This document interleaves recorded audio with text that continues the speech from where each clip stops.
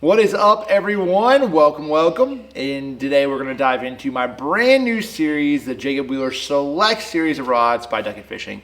Each of these rods was hand selected the actions for perfection of what I needed to do my job. If you've been around the channel at all, you've seen the Jacob Wheeler Select Series or the Jacob Wheeler Original Series that's been sold a lot of different places, of course, Academy. And man, it's been really well received. Won a lot of money on those rods, and it's been great. But there was time to step things up a little bit, and so this is a little bit of a different price point, being in that mid 200s range. I wanted rods and actions that supported my original series, but then a higher modulus blanks, some different vibe, different feel, and that's exactly what we did with the Select Series. So we're gonna dive into each one. So we'll dive into it right now. Let's do it. All right, so this rod in the series is the only spinning rod that I had. It's the 7-1 medium. Now this is more of a medium plus, okay? More of a medium plus.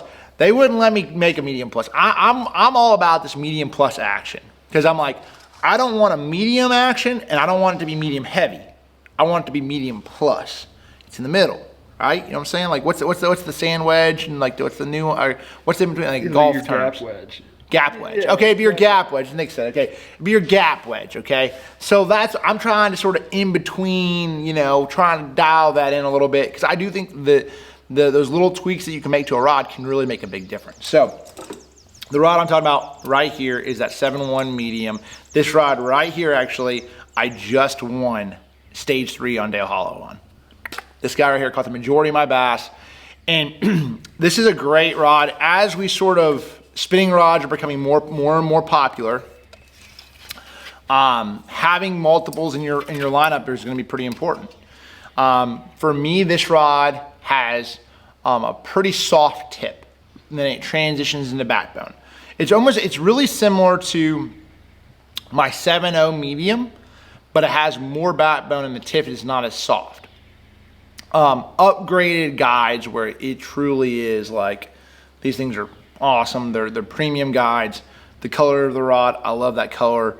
I love a white rod and I love this rod, but this rod it just has that good classy look, has the cork handles, just a good vibe. And then in addition to that, if you don't have a spinner rod with your hook hanger down here, with a drop shot hanger, you're missing out.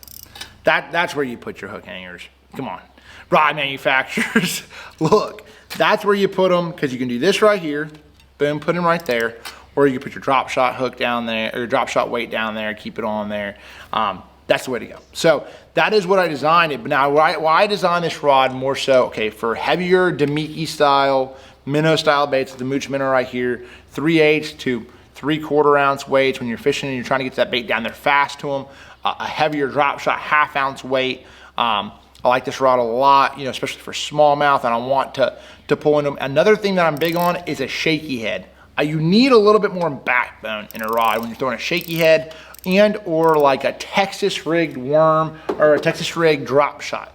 Like when I'm Texas rigging a drop shot worm per se, like a stick worm or like a trick worm style bait, I need something that like when I Texas rig it with a finesse Nico, a VMC finesse Nico, and it has a little bit heavier gauge wire, when they bite it, I have to pull into them. I have to go through that plastic, I have to hook it, and I got to hook and it'll penetrate the roof of their mouth. That is really important, having the right action. And so that was the design behind this. Heavier Nikos, stuff like that. Anything that I have a little bit thicker gauged wire that I need a little bit more backbone, that is what I'm going to utilize this rod for. I have more power.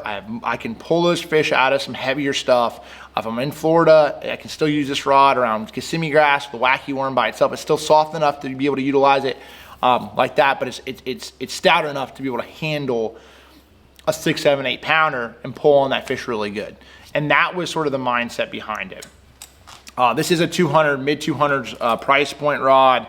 It definitely has a lot of the things that I love, and it met that middle ground, or not the middle, it sort of met a hole in my lineup, like I said. It met that middle of the line of some things. I felt like I didn't want it to be too heavy, but I didn't want it to be too light, and it did exactly what I wanted. I went through several different prototypes to get to that point where I'm like, all right, I got it right. So that's what it is, 7-1, medium plus me. I was just gonna say medium on it, but medium plus, because I'm calling it. and he's a good rod. It's a really good rod. Let me know. Go to your Duckett retailer, check it out. Let me see what you guys think about it. It is a really solid rod. It's well balanced, and it's caught a lot of bass for me already this year.